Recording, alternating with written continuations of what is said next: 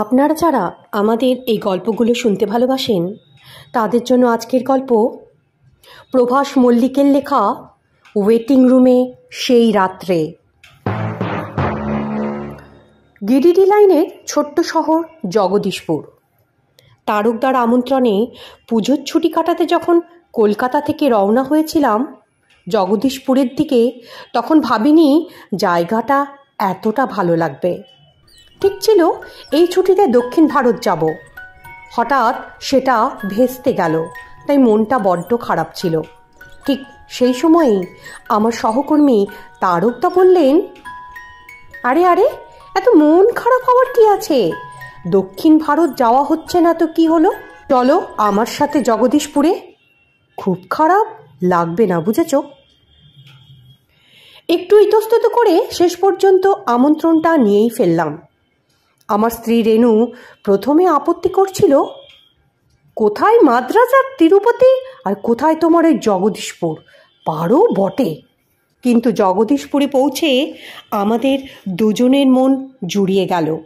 খুব সুন্দর জায়গা, দূরে দূরে ছোট ছোট পাহাড়, পাহাড়ের নিচে পরিষ্কার পরিচ্ছন্ন সাঁওতাল পল্লী, বাড়ির একটু পেছনেই শাল পলাশ আর আমলকির জঙ্গল, তার কোলঘেঁষে একটা পাহাড়ি নদী এঁকে বেঁকে চলে গেছে।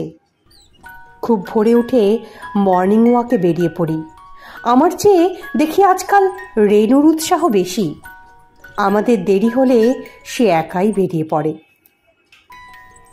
দিন 15 বেশ কাটল। মাঝে একদিন মধুপুর আর একদিন দেওঘর গিরিটি ঘুরে আসলাম। সেদিন আমাদের কোনো প্রোগ্রাম ছিল না। সকাল থেকেই আকাশে মেঘ জমে আছে, ঠান্ডাটা বেশ। খাওয়া দাওয়া সেরে বসে আছি বাগানে, দেখি তারকদা কোথাও যেন যাওয়ার জন্য তৈরি হচ্ছেন। জিজ্ঞাসা করাতে বললেন তার নাকি যেতে হবে মহেশমুন্ডা। মহেশমুন্ডা জগদীশপুরের পরের স্টেশন। সেখানে একটা জমি কেনার ব্যাপারে কোনো লোকের সঙ্গে দেখা করতে যাবে সে, আবার সন্ধ্যার ট্রেনেই ফিরে আসবে। রেনু হঠাৎ বলে উঠল, চলো না আমরাও ঘুরে আসি তারকদার সাথে, অবশ্য ওনার যদি কোনো অসুবিধে না হয়। কথাটা তারকদা শুনতে পেয়েছিলেন। তিনি বললেন, আরে অসুবিধা কিসের, চলুন তৈরি হয়ে নিন, এই তো মাইল 8 পথ, বেশ জায়গা, আপনারা বেড়াবেন আর আমি সেই পাখে জমির কাজটা সেরে ফেলব। মহেশমুন্ডায় পৌঁছানোর সঙ্গে সঙ্গেই বৃষ্টি শুরু হলো। তারকদা বললেন, তোমাদের বেড়ানো আর হলো না, বুঝেছ, আকাশের যা অবস্থা। স্টেশন মাস্টার আমার চেনা লোক, ওকে বলে 2nd ক্লাস ওয়েটিং রুমটা খুলিয়ে দিচ্ছি, তোমরা অপেক্ষা করো, আমি কাজ সেরে আসি। সন্ধ্যা হয়ে এসেছে, বাইরে জল আর ঝড় তখনও চলেই যাচ্ছে। স্টেশনে জনপ্রাণী নেই।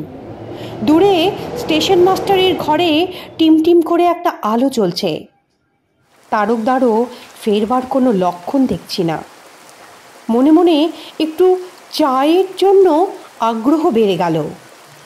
আমি উঠতে যাব, রেনু বাধা দিল, বলল, এই অন্ধকার দুর্যোগে আমি এখানে একা থাকতে পারবো না। অনেকক্ষণ থেকেই বাতাসের সঙ্গে মাঝে মাঝে একটা কান্নার আওয়াজ পাচ্ছি, বুঝেছ। রেনু এতগুলো কথা বলার পর হঠাৎ করে গলা নামিয়ে বলল, এই তুমি কান্নার আওয়াজটা শুনতে পাচ্ছ না? আমি হেসে বললাম, কি ব্যাপার রেনু, ভয় পেলে নাকি? আরে বাবা, বাসজারির ভেতর দিয়ে জোরে জোরে যখন বাতাস বয় তখন এমন কান্নার মতো শব্দ শোনা যায়। তাছাড়া শরৎবাবুর শ্রীকান্ত পড়নি, শকুনির বাচ্চারা ছোট শিশুদের মতনই কাঁদে। রেনুর ভয় তাও গেল না। ও চেয়ারটা আমার চেয়ারের দিকে আরও টেনে নিয়ে এসে বসল। রাত 8টায় ট্রেন। এই ট্রেন ধরতে না পারলে সেই রাত 11টার শেষ ট্রেন আমাদের ধরতে হবে। কিন্তু তার দেখা নেই। এদিকে ঝড় একটু কমলেও বৃষ্টি মুষলধারে চলছে। ইতিমধ্যেই গাড়ির ঘন্টা পড়ল। তারকদা না এলে আমাদের যাওয়া হবে না। এদিকে ট্রেন এসে কয়েক মিনিট দাঁড়িয়ে আবার নিস্তব্ধতা ভেঙে ধীরে ধীরে পাড়ি জমালো মধুপুরের দিকে। ট্রেন ছেড়ে দেওয়ার পরই দেখি তারকদা হন্তদন্ত হয়ে আসছে, সঙ্গে আর একটা লোক, তার হাতে একটা চাঙ্গারি খাবার আর কেটলিতে চা। তারকদা এসেই আমাদের বলল, কি ব্যাপার, তোমরা আবার এই বৃষ্টিতে ভয় ঠয় পাওনি তো? নাও নাও, তাড়াতাড়ি চা খেয়ে ফেলো, ঠান্ডার দিনে সব ঠান্ডা হয়ে যাবে।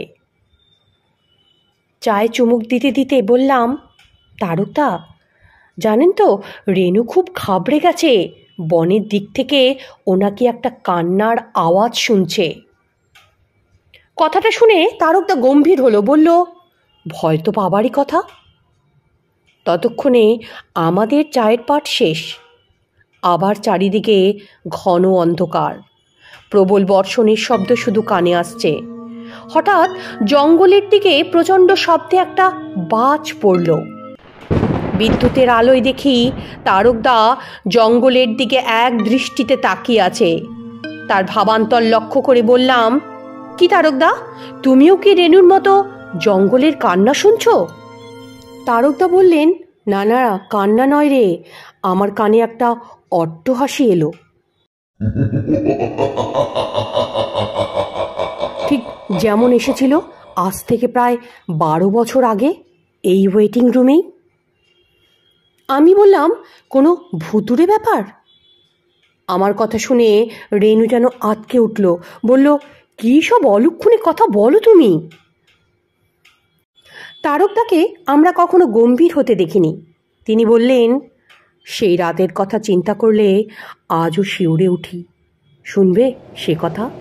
তবে শোনো, তারিখটা 24শে ডিসেম্বর, বড়দিনের আগের দিন। কলকাতা থেকে বাবার কজন বন্ধু আসার কথা। আমিও ছোটো মামা মহেশ মুন্ডায় এলাম কটা মুরগি কেনার জন্য। ছোটো মামা প্রায় আমারই সমবয়সী, সঙ্গে বন্ধু কিনেছিল, জঙ্গলে যদি পাখি কি বনমুরগি কিছু পাওয়া যায় এই ভেবে। 1 ডজন মুরগি কিনে স্টেশনের পাশে ময়রার দোকানে রেখে আমরা যখন জঙ্গলে ঢুকলাম তখন প্রায় 3টে বেজে গেছে। সেদিনও সকাল থেকে মেঘ করেছিল।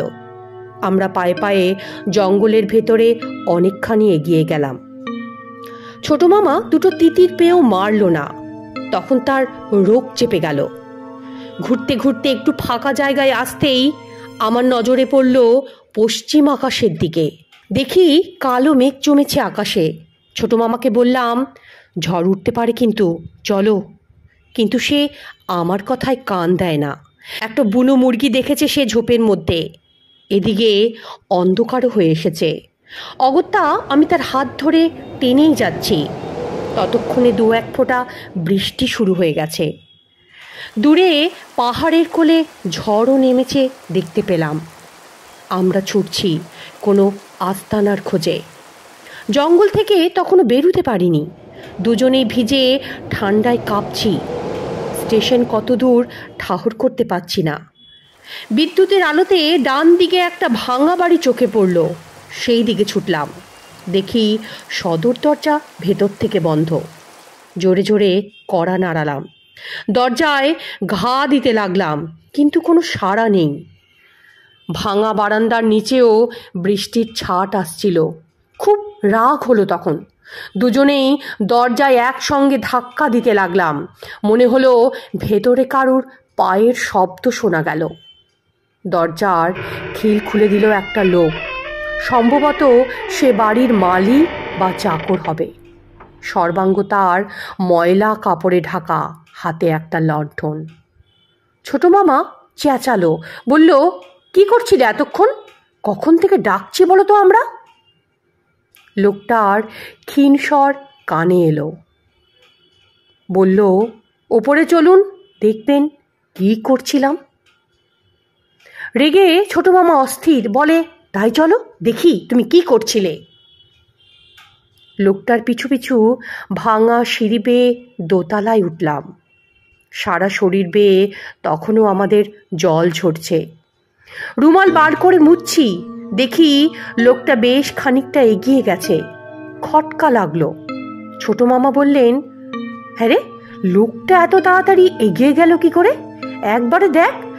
আমিও তাকিয়ে দেখলাম, ছোট মামার কথা ঠিক, লোকটা আমাদের সাথেই হাঁটছিল।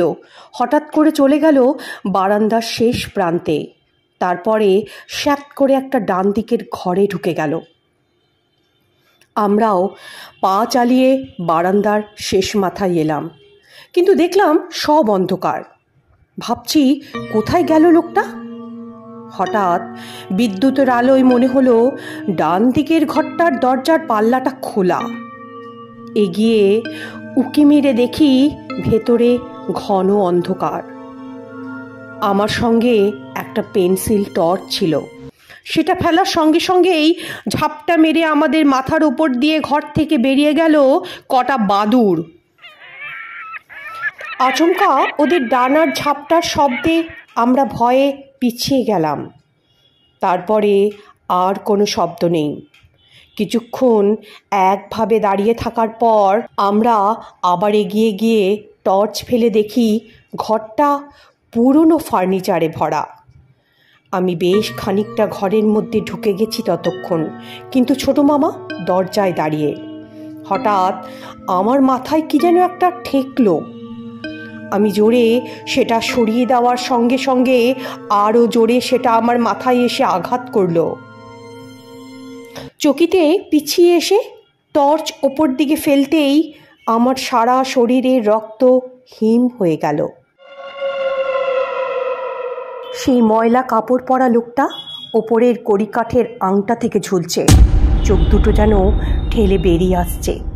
কড়িকাঠের একটা আংটার সঙ্গে বাঁধা ওর শরীরটা এদিকে ওদিকে ঝুলছে, আর ক্যাচ ক্যাচ আওয়াজ আসছে জং ধরা আংটার থেকে। ছোট মামা তো আগেই বারান্দা ধরে ছুটতে শুরু করেছিল। আমিও টলতে টলতে তার পিছু নিলাম। কাছেই কোথাও একটা বাজ পড়ল। মনে হলো সারা বাড়িটা যেন কেঁপে উঠল। হঠাৎ করে কানে ঝুপ করে একটা আওয়াজ হলো। আমার বুকটা ধড়াস করে উঠল। চেয়ে দেখি ছোট মামা রেলিং ডিঙিয়ে নিচের উঠোনে লাফ মেরেছে। আমি যতটা পারি নিজেকে সংযত রাখবার চেষ্টা করছি, কিন্তু মনের ভয় পিছু ছাড়ছে না। সিঁড়ি বেয়ে কোনো রকমে নিচে নামলাম। দেওয়ালে দুবার মাথা ঠুকে গেল আমার। ছোট মামাকে তুলতে গিয়ে দেখি সে নিশ্চল হয়ে পড়ে আছে। আমি কোনো রকমে ওকে ধরে তুললাম। ঠকঠক করে কাঁপছে ভয়ে, তবে ভিজে বালির ওপর পড়েছিল বলেই বিশেষ লাগেনি। ওর হাত থেকে বন্দুকটা ছিটকে পড়ে গেছে কয়েক গজ দূরে। বন্দুকটা তুলে সদর দরজা দিয়ে যাব, ঠিক সেই সময় প্রচণ্ড শব্দ করে একটা বাজ পড়ল। ছোট মামা সেই শব্দে পড়ে যাচ্ছিল। চট করে আমি তাকে ধরে ফেললাম। যখন সদর দরজার কাছে পৌঁছালাম তখন আমার চক্ষু স্থির। দেখি দরজাটা বাইরে থেকে বন্ধ। আশ্চর্য হলাম, একটু আগেই এই দরজা দিয়েই তো আমরা ভেতরে ঢুকেছি, তাহলে বন্ধ করলো কে? দমকা বাতাসের সঙ্গে আচমকা বাড়ির চারিদিকে একটা অট্টহাসি যেন পাগলের মতো ছুটে বেড়াতে লাগলো। সেই শব্দে ছোট মামা যেন মরিয়া হয়ে উঠল। পায়ের মিলিটারি বুট দিয়ে সজোরে দরজায় আঘাত করলো বেশ কয়েকবার। আমিও তার সঙ্গে তাল মিলিয়ে আঘাত করছি। পুরনো মোটা দরজা, খুলতে চায় না কিছুতে। কিন্তু তখনও আমাদের কানে ভেসে আসছে সেই অট্টহাসি। ছোট মামা শেষে বন্দুকের কুদো দিয়ে দুবার আঘাত করাতে দরজার একটা পাল্লা ভেঙে পড়ল। আমরা ভাঙা পাল্লা গলিয়ে বেরিয়ে ঊর্ধ্বশ্বাসে ছুটলাম। কেবলই মনে হচ্ছিল সেই হাসিটা যেন আমাদের তাড়া করে বেড়াচ্ছে। কতক্ষণ ছুটেছি জানি না। হঠাৎ দূরে ডিস্ট্যান্ট সিগন্যালের লাল আলো চোখে পড়ায় সেই আলো লক্ষ্য করে স্টেশনে পৌঁছালাম। তখন রাত্রি 12টা বাজছে। তখনও বৃষ্টি পড়েই চলেছে। শেষ ট্রেন চলে গেছে অনেক আগেই। অগত্যা এই ওয়েটিং রুমের এই ইজি চেয়ার দুটোতে দুজনা মরার মতো পড়ে রইলাম। অনেকক্ষণ বাদে একটা গোঙানি কানে যেতেই ঘোর কাটল। মনে হলো ছোটো মামা ঘুমের মধ্যে বকছে। কাছে উঠে গিয়ে ওর গায়ে হাত দিয়ে দেখি ভীষণ গরম, তার সঙ্গেও কাঁপছে। মাঝে মাঝে কার যেন নাম ধরে ডাকছে। সারা রাত জেগেই কাটালাম। ভোর রাত্রে জ্বর কমতেই এক কুলির সাহায্যে ধরাধরি করে মধুপুরের ফার্স্ট ট্রেনে ওকে তুললাম। জগদীশপুরে পৌঁছে খানিকটা সুস্থ হলে মামাকে জিজ্ঞেস করলাম, তুমি ঘুমের ঘোরে কার নাম ডাকছিলে গো? ছোট মামা বললে, কুলটিতে আমার সঙ্গে ফ্যাক্টরিতে কাজ করত অনিল উপাধ্যায়।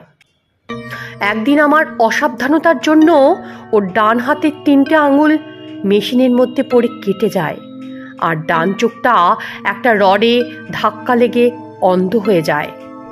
কোম্পানি ওকে কিছু ক্ষতিপূরণ দেয় বটে, তবে ওর চাকরিটা চলে যায় জানিস। ওর বড় দাদা মারা যাওয়াতে পরিবারের ভরণ পোষণের ভার অনিলের ওপর ছিল, তাই চাকরি যাওয়াতে বেচারা খুব মুশকিলে পড়ে যায়।